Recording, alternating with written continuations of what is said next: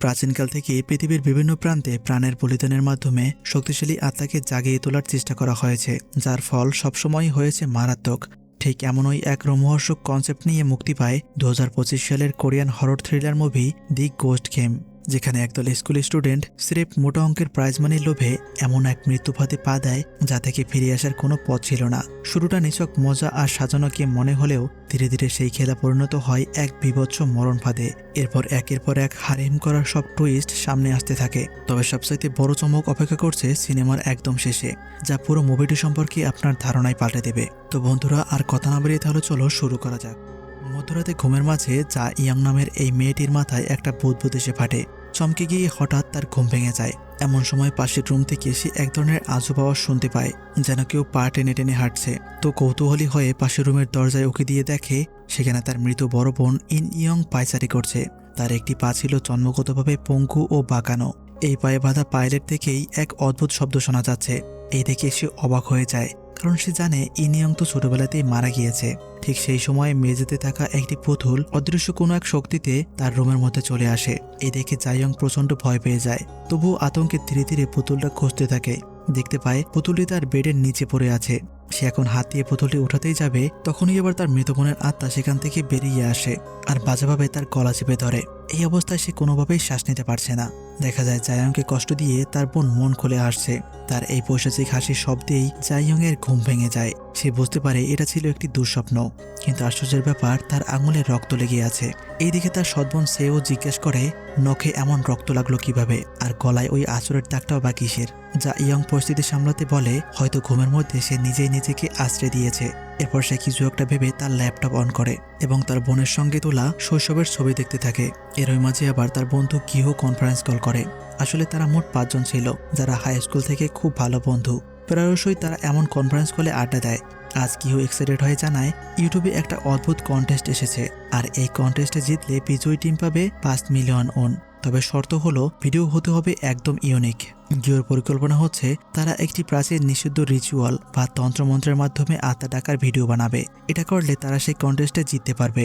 এই বলে সে তাদেরকে একটি পুরনো ভিডিও দেখায়, যেখানে 6 জন মানুষ আত্মা ডাকার একটি নিষিদ্ধ রিচুয়াল করছিল। সেখানে সেই আত্মা নাকি সবার ভবিষ্যৎ বলে দিয়েছিল। তবে শোনা যায় ওই ভিডিওতে থাকা সবাই নাকি পরবর্তীতে রহস্যময়ভাবে নিখোঁজ হয়ে গিয়েছিল। আজ পর্যন্ত তাদের খোঁজ মেলেনি। কিন্তু গিও মনে করে এগুলো সব ফেক বানোয়াট গল্প, তাই ভীতু না হয়ে তারা এরকম ভয়ানক রিচুয়াল করবে, মানে আত্মা ডেকে আনবে। বাকি বন্ধুরা প্রথমে বিষয়টিতে ভয় পেলেও বিপুল পরিমাণ প্রাইজ মানির কথা শুনে রাজি হয়ে যায়। তো এখন সবাই মিলে একটা ইউনিক প্ল্যান করে যে তারা স্কুল ইউনিফর্ম পরে রিচুয়াল করবে। কিন্তু সমস্যা হলো তাদের টিমে এখনো 5 জন, আর সেই রিচুয়ালের জন্য দরকার হবে 6 জন। ঠিক তখন সেইও জা ইয়ং এর রুমে আসে, তাই জায়ং তাকে তাদের সাথে কন্টেস্টে অংশ নেওয়ার জন্য বলে। সেইও জায়ংকে নিজের আপন বোনের মতো ভালোবাসতো, তাই সে কোনো দ্বিধা ছাড়াই রাজি হয়ে যায়। তো এখন টিম রিচুয়ালের জন্য একদম পরিপূর্ণ। তাই সবাই প্ল্যান করে আগামীকালকেই তারা এই ভয়ানক রিচুয়ালের জন্য বের হবে। দেখা যায় এর পরদিনই সবাই রেডি হয়ে বের হয়েছে। এদিকে জাইয়ং বের হওয়ার সময়ে পায়েলটিকেও সাথে নিয়ে নেয়, যেটার সাথে লুকিয়ে আছে এই মুভিটির পুরো রহস্য। তো এরপরে দেখা যায় এমন একটি অদ্ভুত কন্টেস্টে অংশ নিতে সবাই বেশ এক্সাইটেড। তাই যাওয়ার আগে সবাই একটা গ্রুপ ফটো তুলে স্মৃতি রাখার জন্য। প্রথম থেকেই গিহো সবকিছুর ভিডিও করছে, তার লক্ষ্য একটাই, সেই কন্টেস্টে সফল হওয়া। এদিকে রাস্তার পাশে একটা আয়নায় হঠাৎ জাইয়ং তার বোনের আত্মাকে দেখতে পায়, কিন্তু বাস্তবে দেখালে দেখে সেখানে কিছুই নেই। সে ভাবে এটা হয়তো তার চোখের ভুল। এরপরে সেও সবার সাথে এই যাত্রাটা এনজয় করে, আর দেখতে দেখতে তারা ম্যাপ অনুযায়ী সেই ভয়ঙ্কর পরিত্যক্ত বিল্ডিং এর কাছে চলে আসে। তবে গিহো বুঝতে পারছে না এক্সাক্ট কোন বিল্ডিংটায় সেই লোকগুলো রিচুয়াল করেছিল। তখন মি ইউন একটি বিল্ডিং দেখিয়ে বলে আগে এই বিল্ডিং এ সুইসাইড করা মানুষের লাশ রাখা হতো, তবে এটি অনেকদিন ধরে পরিত্যক্ত পড়ে আছে। আমি মনে করি আমাদের কাজের জন্য এই বিল্ডিংটাই বেস্ট হবে। এই বলে টর্চ লাইট জ্বালিয়ে সবাই সেই অন্ধকার বিল্ডিং এর ভিতরে প্রবেশ করে। বিল্ডিংটা বেশ গা ছমছমে হলেও প্রথমে সবাই এই ব্যাপারটাকে এনজয় করছিল। তবে একটু পরেই টর্চের আলোয় দেখতে পায় জীর্ণ দেয়ালগুলোতে স্যাটানিক পেন্টাগ্রামের নকশা আঁকা রয়েছে। এমন সাইন প্যাটার্নগুলোই আত্মাদের ডাকার সময়ে ব্যবহার করা হয়। এই দেখে গিহো বুঝতে পারে তারা সঠিক বিল্ডিংয়েই এসেছে। এরপরে গিহো একটি বদ্ধরুমের দরজা খোলে, যেখান থেকে পচা মাংসের এক তীব্র দুর্গন্ধ বের হচ্ছিল। এমন বাজে গন্ধ সহ্য করতে না পেরে মেয়েরা বলে এখানে কোনোভাবেই শুট করা সম্ভব নয়, চলো আমরা অন্য কোনো বিল্ডিংয়ে যাই। কিন্তু গিহো রাজি হয় না। বলে কন্টেস্ট জিততে হলে এতটুকু তো সহ্য করতেই হবে। এরপরে সবাইকে নিয়ে সে এই ভয়ঙ্কর রুমের মধ্যে প্রবেশ করে। গৃহ মেইন সুইচ থেকে লাইটগুলো অন করলে দেখতে পায় রুমের মাঝখানে একটি প্রাচীন কুয়োর মতো স্থান, যা একদম কালো এক তরল পদার্থে পূর্ণ। গৃহ এখন এই জলের এক রহস্য প্রকাশ করে, বলে বিভিন্ন হন্টেড জায়গা থেকে এই জল এখানে জড়ো করা হয়েছে। এই কালো অভিশপ্ত জলের সাথে অসংখ্য আত্মা বহুদিন যাবৎ এখানে বন্দী হয়ে আছে। এছাড়া এই জলকে মাঝখানে রেখে সত্যিকারের রিচুয়াল করলে কাঙ্ক্ষিত আত্মাকেও নাকি হাজির করানো সম্ভব হয়। এসব বলে গৃহ এবার ক্যামেরা সেট আপ সবকিছু রেডি করে। দেখা যায় ব্যাপারটাকে রিয়েলিস্টিক বানানোর জন্য সে 2 বোতল গরুর রক্ত নিয়ে এসেছে। এরপরে ক্যামেরার সামনে নিজের হাত কেটে গরুর রক্তের সাথে মিশিয়ে দেয়। তবে ক্যামেরা বন্ধ করলে দেখা যায় সে আসলে কিছুই করেনি, ভিডিওটা রিয়েলিস্টিক বানানোর জন্য এমন নাটক করেছে। এরপরে গৃহ এই রক্ত দিয়েই পেন্টাগ্রামের নকশা তৈরি করে, কিন্তু একটু পরেই দেখা যায় জাইয়ং সত্যি সত্যি তার হাত কেটে পেন্টাগ্রামের রক্তের সাথে মিশিয়ে দিয়েছে। এখন গৃহ সবাইকে এই রিচুয়ালের নিয়ম খুলে বলে যে প্রথমে আমাদের মধ্যে যে কোনো 5 জনকে এই পেন্টাগ্রামের 5টি ঘরে বসতে হবে, আর বাকি একজন কুয়োর মধ্যে কালো পানিতে দাঁড়াবে। যারা পেন্টাগ্রামের মধ্যে থাকবে তাদের সামনে কুয়োর পানি সহ একটি বাটি রাখা হবে, আর এর উপরে একটা ছোট কাগজ থাকবে যেটার মধ্যে আমরা আমাদের কাঙ্ক্ষিত যে কোনো প্রশ্ন লিখে রাখতে পারবো। সত্যি সত্যি যদি আত্মা চলে আসে তাহলে সেই কাগজের উপরে প্রশ্নের উত্তর ভেসে উঠবে, আর তখনই আমাদের রিচুয়াল শেষ হবে। তবে এখন প্রশ্ন হলো তাদের মধ্যে কে ওই অভিশপ্ত ভুতুরে কুয়োর মধ্যে দাঁড়াবে। তো কেউ যখন ভয়ে কোনো কথা বলছিল না তখন সেও বলে ওঠে, আমি এইসব ভূতপ্রেতে বিশ্বাস করি না, তাই ভয় পাবার কোনো মানেই হয় না, এটা আমি চেষ্টা করে দেখতে চাই। তবে দেখা যায় সেখানে যাওয়ার আগে জাইয়ং তার নিয়ে আসা সেই পায়েলটি তার পায়ে শক্ত করে বেঁধে দেয়। এতে সেইউ অনেক খুশি হয়, কারণ সে ভেবেছে জাইয়ং হয়তো তাকে ভালোবেসে এই উপহারটি দিয়েছে। এরপরে গৃহ সবাইকে একটি করে কাগজের টুকরো দেয় এবং সেখানে নিজের মতো করে প্রশ্ন লিখে বাটিতে রাখতে বলে। জাইয়ং কাগজে লেখে সে কি আদৌ তার মৃত বোনকে দেখতে পাবে। তার মতো বাকিরাও নিজের নিজের প্রশ্ন লিখে অভিশপ্ত জলের বাটিতে রাখে। এখন রিচুয়ালের নিয়ম অনুযায়ী সেউয়ের মাথায় কাগজের ব্যাগ দিয়ে ঢেকে কুয়োর মধ্যে দাঁড় করানো হয়। এরপরে সবাই আত্মাকে ডাকতে মন্ত্র পড়তে শুরু করে। দেখা যায় একটু পরেই সেউ অস্বাভাবিক আচরণ করতে শুরু করেছে এবং তার চোখ দুটো ভীষণ কালো হয়ে উঠেছে। এই দেখে গিয়েও ভালো করে ক্যামেরা ধরে, কারণ সে তো এমন আজব কিছুই চাইতো। দেখা যায় এখন আত্মাটি হাতের ইশারায় কাগজে লিখে সবার প্রশ্নের উত্তর দিচ্ছে। মি ইয়ন বাদে সবার প্রশ্নের উত্তরই হ্যাবোধক এসেছে। তো দেখা যায় প্রশ্নের উত্তরগুলো দিয়েই সেউয়ের উপরে ভর করা আত্মা প্রচণ্ড হিংস্র হয়ে উঠেছে। তবে সে কুয়ো থেকে বের হতে পারছিল না। জাইয়ং এর বেঁধে দেওয়া সেই পায়েলটি শিকল হয়ে তাকে জলের ভিতরে আটকে রেখেছে। ঠিক সেই মুহূর্তে হঠাৎ রুমের সমস্ত আলো নিভে যায় এবং সেইউ সেখান থেকে বেরিয়ে এসে অজ্ঞান হয়ে পড়ে। দেখা যায় তার পায়ে এক ভয়ঙ্কর ছাপ তৈরি হয়েছে। এই দেখে কিউ খুব এক্সাইটেড হয়ে সবকিছুর ভিডিও করে নেটে পাবলিশ করে। তবে সেইউয়ের অবস্থা খারাপ দেখে অন্যদের মাথা থেকে কন্টেস্টের প্ল্যান ভ্যানিশ হয়ে যায়। তারা চায় এখন যে কোনো রকমে এখান থেকে বের হয়ে যেতে, কিন্তু কিছুতেই দরজা খুলতে পারছে না। সেটা অটোমেটিক্যালি বাইরে থেকে লক হয়ে আছে, মানে তারা খুব বাজেভাবে এখানে ফেসে গিয়েছে। এরই মাঝে আবার মি ইউনের উপরে একটি আত্মা ভর করে, তাই হঠাৎই সে পাগলের মতো দরজায় বারবার নিজের মাথা ঠুকে রক্তাক্ত করে ফেলে। এরপরে বিড়বিড় করে বলতে থাকে সেউকে মেরে ফেলতে হবে। কয়েকবার এইসব বলেই একটা ডান্ডা নিয়ে সে দৌড়ে সেউয়ের দিকে যেতে শুরু করে, কিন্তু বাকিরা তাকে আটকে দেয়। তবে কেউই তার শক্তির সাথে পেরে উঠছিল না, সবাইকে সে একাই কন্ট্রোল করছে। কিন্তু এরই মাঝে ঘটে যায় আরেক অনাকাঙ্ক্ষিত ঘটনা। হঠাৎ করে গৃহ একটি ভাঙা বেসবল ব্যাট মি ইয়নের পিঠে ঢুকিয়ে দেয়। দেখা যায় এক মুহূর্তের জন্য গৃহর চোখ কালো হয়ে গিয়েছে, মানে সেই আত্মাটি তাকে নিজের বশ করে নিয়েছিল। একটু পরেই গৃহর থেকে আত্মাটি চলে গেলে সে দেখতে পায় মি ইয়ন মারা গিয়েছে। এই দেখে সে অবাক হয়ে যায়, আর কিভাবে মারা গেল সেটা জিজ্ঞাসা করে। বাকিরা জানায় একটু আগে সে তো নিজেই এই কাজ করেছে, এখন আবার ন্যাকামি করার মানে কি। এই শুনে গৃহ আরো অবাক হয়ে যায় এবং বলে সে এই খুনের ব্যাপারে কিছুই জানে না। এছাড়া সে কেনই বা মি ইয়নকে মারতে যাবে, সে তো তার খুব ভালো বান্ধবী ছিল। এই শুনে জুন বলে বাস্তবে তোমাদের দুজনের বন্ধুত্বের সম্পর্ক একদমই ভালো ছিল না। মি ইয়নকে মেরে ফেলার মতো যথেষ্ট কারণ তোমার কাছে ছিল। এখন ফ্ল্যাশব্যাকে দেখানো হয় গৃহ মিয়নের একটি গোপন ভিডিও করে সেটা একটা সিক্রেট গ্রুপে ভাইরাল করে দিয়েছিল। পরে এটা নিয়ে তাদের দুজনের মধ্যে একটা ঝামেলা বাঁধে। তখন মি ইয়ন গৃহকে উল্টো থ্রেট দিয়ে বলে সে যদি ভিডিওটা ডিলিট না করে তাহলে গৃহর সিক্রেট পেজের কথা সবাইকে জানিয়ে দেবে এবং মানুষকে ব্ল্যাকমেইল করার জন্য তার নামে থানায় অভিযোগ করবে। আর সেই আক্রোশ থেকেই হয়তো আজ গৃহ তাকে মেরে ফেলেছে। এসব বলে জুন এখন মি ইয়নের প্রশ্নের কাগজটা গৃহকে দেখায়। সেখানে লেখা ছিল সে কি কখনো গৃহর ব্ল্যাকমেইল থেকে মুক্তি পাবে। আত্মাটি উত্তর দিয়েছিল না, মানে আত্মাটি সঠিক উত্তরই দিয়েছিল। এরপরে জুন খুনের ভিডিও প্লে করে গৃহকে দেখায়। গৃহ দেখতে পায় সত্যি সে মিউকে মেরে ফেলেছে। এই দেখে বলে নিশ্চয়ই তার মধ্যে কোনো আত্মা ঢুকেছিল। এই বলতে না বলতেই তখনই ঘরের একটি লাইট ফেটে গিয়ে গিহর চোখে ঢুকে যায়। এর ফলে তার চোখ থেকে বাজেভাবে রক্ত ঝরতে থাকে। এখন সে কিছুই দেখতে পাচ্ছে না, আর এই অবস্থায় যন্ত্রণায় কাতরাতে কাতরাতে সে অন্ধকারের মাঝে কোথাও একটা হারিয়ে যায়। এরপর জুন এবং জাইয়ং টর্চের আলো নিয়ে তাকে খুঁজতে থাকে। তারা মেঝেতে রক্তের দাগ অনুসরণ করে একটি দেয়ালের সামনে এসে দাঁড়ায়। সেখানে রক্ত দিয়ে বিশাল করে লেখা আছে, খুব শীঘ্রই দেখা হচ্ছে। এর একটু পরেই হঠাৎ করে অন্ধকারের ভেতর থেকে গৃহ প্রকট হয়, কিন্তু তার রূপ এখন বীভৎস রকমের। এক চোখ রক্তাক্ত এবং দৃষ্টিহীন, আর এক হাতে একটি ধারালো ছুরি। সে কোনো কিছু না ভেবেই বন্ধুদের উপরে হামলা করে। তো এক ভয়ঙ্কর ধস্তাধস্তির পর জুন এবং ইয়ন মিলে গৃহকে একটি লোহার শিকল দিয়ে শক্ত করে বেঁধে ফেলে। জুন এখন বুঝতে পারে গৃহর শরীর তার নিজের নিয়ন্ত্রণে নেই। আত্মাটি তাকে একটি পুতুলের মতো ব্যবহার করছে। এদিকে আবার সেও জেগে উঠেছে। দেখা যায় তার মুখ দিয়ে ফেনার মতো রক্ত বের হচ্ছে এবং তার পায়ের সেই ক্ষতচিহ্নগুলোও ধীরে ধীরে মুছে যাচ্ছে। এই দেখে জাইয়ং জুনকে বলে, নিশ্চয়ই আমাদের রিচুয়ালে কোথাও ভুল হয়েছিল, তাই আত্মাটা এখনো আমাদের সাথেই রয়ে গিয়েছে। তো এজন্য তারা এখন ভিডিও ফুটেজগুলো পরীক্ষা করে দেখে। প্রথম দিকে সবকিছু ঠিকঠাক থাকলেও রিচুয়াল শেষ করার সময়ে তারা প্লিজ স্লিপ কথাটি বলেনি। তাই এখন পুনরায় রিচুয়ালটি শুরু করতে হবে, অন্যথায় তারা কেউই এই বিল্ডিং থেকে জীবন্ত বের হতে পারবে না। কিন্তু সমস্যা ছিল মৃত মি ইয়ুনকে নিয়ে, কারণ রিচুয়ালের জন্য মোট 6 জন মানুষের উপস্থিতি প্রয়োজন। এর জন্য জাইয়ং এক অদ্ভুত সমাধান বের করে। তারা এবার মৃত ইয়নকে বৃত্তের মধ্যে রেখেই রিচুয়াল শুরু করে। প্রথমবারের মতো সবার প্রশ্নগুলো পাটের জলের মধ্যে উল্টো করে রাখে এবং তারা আবারও আত্মাকে আহ্বান করে। দেখা যায় কিছুক্ষণের মধ্যেই আত্মাটি সেউয়ের শরীরে চলে এসেছে। সে জাইয়ং এর দিকে তাকিয়ে অত্যন্ত করুণ সুরে বলে, বোন, আমাকে বিদায় দিও না, আমি তোমার সাথে থাকতে চাই। জাইয়ং বুঝতে পারে এই আত্মাটাই তার বড় বোনের আত্মা, তাই সে মুহূর্তেই ইমোশনাল হয়ে যায়। তবে বাকি বন্ধুরা চিৎকার করে প্লিজ লিভ বলতে শুরু করে। জীবন বাঁচানোর তাগিদে শেষ পর্যন্ত জাইয়ংও বন্ধুদের সাথে সুর মিলিয়ে আত্মাকে বিদায় নিতে বলে।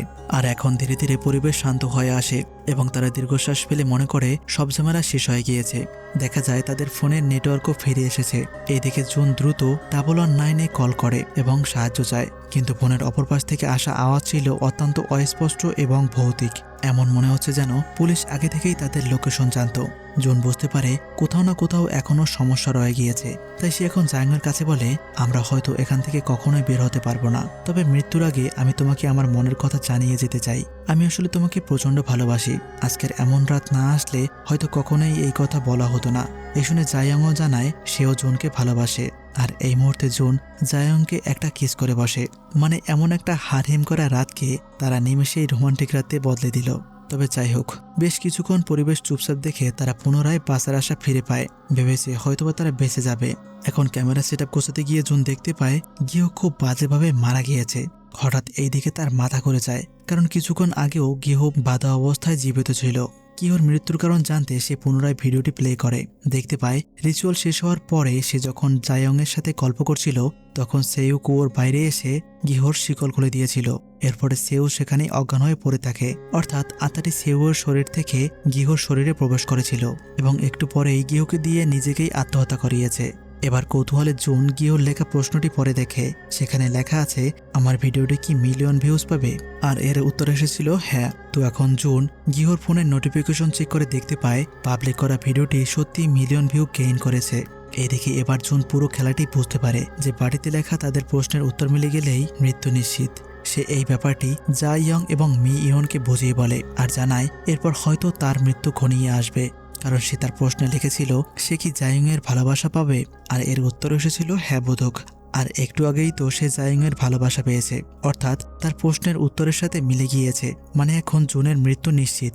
তবে এরই মধ্যে আবার ইয়ন হতাশ হয়ে পড়ে, কারণ সে জুনকে প্রচন্ড ভালোবাসত। সে তার প্রশ্নে লিখেছিল জুন কাকে বেশি পছন্দ করে। এর উত্তর এসেছিল জাইয়ং এর নাম। আর এটাই তো একটু আগে মিলে গিয়েছে, মানে জুনের আগেও ইয়ন মারা যেতে চলেছে। তবে সে কিছুতেই এমন মৃত্যু মেনে নিতে পারবে না। তাই হিংসা আর অশুভ আত্মার প্রভাব তাকে অন্ধ করে দেয়। সে একটি ছুরি নিয়ে প্রথমে জুনকে মারার চেষ্টা করে, কারণ তাদের দুজনের যে কোনো একজনকে মেরে ফেলতে পারলেই সে প্রশ্নের উত্তর ভুল প্রমাণিত হবে। এর ফলে সে বেঁচে যেতে পারে। তবে শেষ পর্যন্ত জুনের সাথে পেরে ওঠে না। তাই এরপরে সে জাইয়ংকে টার্গেট করে, তবে পেছন থেকে জুন তাকে আটকে রাখে। এই সুযোগে জাইয়ং লোহার শিকল দিয়ে ইয়নকে বেঁধে ফেলে। ইয়ন চিৎকার করে বলতে থাকে, এই মেয়েটি আমাদের সবাইকে মারার পরিকল্পনা করেছে, তাকে এভাবে বাঁচতে দিও না জুন। তবে জুন তখনও অন্ধবিশ্বাসে জাইয়ংকে বাঁচাতে চায়। এক পর্যায়ে অশুভ শক্তির প্রভাবে ইয়ন নিজেই নিজেকে আঘাত করে বসে এবং কিছুক্ষণ পর তার নিথর দেহটি একটি লোহার শিকলে ঝুলতে দেখা যায়। এখন জাইয়ং এর বন্ধুদের মধ্যে শুধু জুন আর অজ্ঞান হয়ে পড়ে থাকা সেউ বেঁচে আছে। এদিকে জুনের মাথায় একটা প্রশ্ন ঘুরপাক খাচ্ছিল যে কেন শেষ সময় ইয়ন বলেছিল এই জাইয়ংই আমাদের সবাইকে মারার পরিকল্পনা করেছে। এজন্য সে এখন পুরো রুমটা খুঁজে দেখতে শুরু করে যদি কোনো সঠিক তথ্য পাওয়া যায়। দেখা যায় জুন একটি পুরনো নথিপত্র এবং জাপানিজ লিপি থেকে এই রিচুয়ালের গোপন সত্যটি উদ্ধার করার চেষ্টা করছে। সে লক্ষ্য করে সেখানে 5টি জীবনের বিনিময়ে একজনকে মৃত অবস্থা থেকে ফিরিয়ে আনার একটি নিষিদ্ধ রিচুয়ালের কথা লেখা আছে। তার মানে কি এই পুরো ঘটনাটি সাজানো একটা মৃত্যু পরিকল্পনা?